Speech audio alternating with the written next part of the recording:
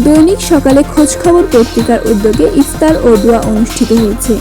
মোহাম্মদ মোনাইম হোসেনের প্রতিবেদনে সাথে থাকছি আমি তাবাসসুম তনয়া।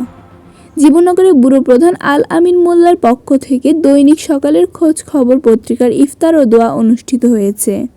বুধবার ১৯ মার্চ জীবননগরে দৈনিক সকালের খোঁজ খবর পত্রিকার ব্যুরো প্রধানের অফিসে এই ইফতার ও দোয়া অনুষ্ঠান অনুষ্ঠিত হয়েছে।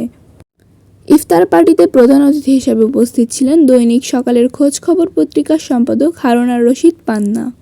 বিশেষ অতিথি হিসেবে উপস্থিত ছিলেন জীবননগর সাংবাদিক সমিতির সভাপতি মোহাম্মদ আতিয়ার রহমান, জীবননগর পৌর বিএনপির সভাপতি শাহজাহান কবির, জীবননগর পৌর যুবদলের আহ্বায়ক হজরত আলী, জীবননগর উপজেলা যুবদলের আহ্বায়ক সীমান্ত ইউনিয়ন পরিষদের সাবেক চেয়ারম্যান মোহাম্মদ মঈন উদ্দিন মঈন, জীবননগর উপজেলা যুবদলের মোহাম্মদ আনোয়ার হোসেন আনার, উপজেলা স্বেচ্ছাসেবক দলের সদস্য সচিব মোহাম্মদ এগলাসুর রহমান রাসেল, সাবেক বাঁকা ইউনিয়ন চেয়ারম্যান পদপ্রার্থী ছিলেন মুন্সি আবুল কাশেম, জীবননগর উপজেলা কৃষক দলের আহ্বায়ক মোহাম্মদ আব্দুল হামিদ, হাসদহ প্রেস ক্লাবের সভাপতি মোহাম্মদ মতিয়ার রহমান, সাংবাদিক নয়ন আহমেদ, সাংবাদিক আজিজুল হক, সাংবাদিক ওমর ফারুক, সাংবাদিক এস.এম. রিপন হোসেন, সাংবাদিক এম.আই. আতিয়ার, সাংবাদিক মোহাম্মদ মোনাইম হোসেন।